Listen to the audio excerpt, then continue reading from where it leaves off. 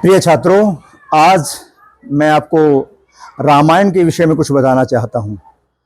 रामायण भारतीय परंपरा का एक अद्भुत महाकाव्य है, जिसमें जीवन मूल्यों के साथ भाषा, अलंकार, छंद शास्त्र इत्यादि सब कुछ हमें प्राप्त होते हैं। जब हम रामायण को देखते हैं तो हमें बहुत सी ऐसी चीज़ें मिलती हैं जो हमारे समाज के लिए, हमारे परिवार के लिए और हमारे जीवन के लिए बहुत सी उपयोगी हैं।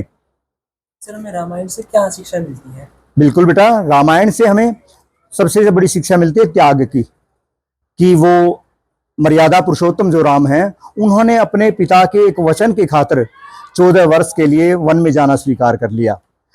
और उस छोटे भाई भरत ने, जिसको राज्य प्राप्त हुआ था, उसने भी उस राज्य को ठुकरा करके अपने भाई की चरण पादुकाओं को वहां पर अपने राज्य संचालन के लिए रखा। जी बेटा, बिल्कुल, बहुत अच्छा प्रश्न बेटा, क्योंकि राम को तो हम जानते ही हैं। राम के जीवन से हमें कितनी शिक्षा मिलती है, लक्ष्मण के जीवन से हमें कितनी शिक्षा मिलती है, हनुमान के जीवन से हमें कितना शिक्षा मिलती है। मगर छात्र ने बहुत अच्छा प्रश्न किया है, क्या रावण के जीवन से भी हमें कोई शिक्षा मिलती है? बहुत अच्छी बात। रावण एक महापंडित, महातेजस्वी, तपस्वी विद्वान था। जब युद्ध के अंतिम में राम के बाणों से आहत होकर के रावण पृथ्वी पे गिरा हुआ था, तो राम ने अपने छोटे भाई लक्ष्मण से कहा कि आप जाइए और रावण के पास जाकर के धर्म और राजनीति की शिक्षा लीजिए। तो लक्ष्मण ने बड़ा आश्चर्य किया कि भैया, क्या रावण से हम शिक्षा लेंगे? तो राम ने कहा बिल्कुल, क्योंकि वो रावण जो है वो महाज्ञानी है, उनसे शिक्षा हमें लेनी चाहिए। तो लक्ष्मण उनके पास चले गए शिक्षा लेने के लिए।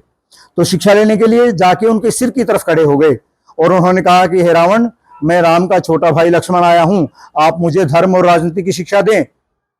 तो रावण कुछ नहीं बोला। तो लक्ष्मण वापिस आ गया राम के पास। तो राम से कहा कि भैया, उन्होंने तो मुझे कुछ नहीं बताया।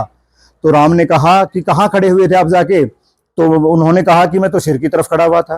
बोला नहीं, जब हम गुरु के पास शिक्षा लेने के लिए जाते हैं, विद्या लेने के लिए जाते हैं, तो उनके पैरों के पास बैठना चाहिए, पैरों की तरफ खड़ा होना चाहिए। अब दोबारा जाओ। तो फिर वो दोबारा गए और पैरों की तरफ खड़े होकर के हाथ जोड़ के उन्होंने रावण से कहा, हे रावण, मैं श्री राम का छोटा भाई लक्ष्मण आपसे धर्म और राजनीति की शिक्षा लेने आया हूं। तब रावण ने उनको धर्म और राजनीति की शिक्षा दी थी।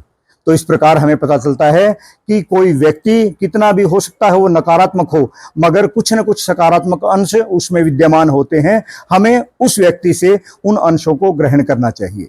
धन्यवाद।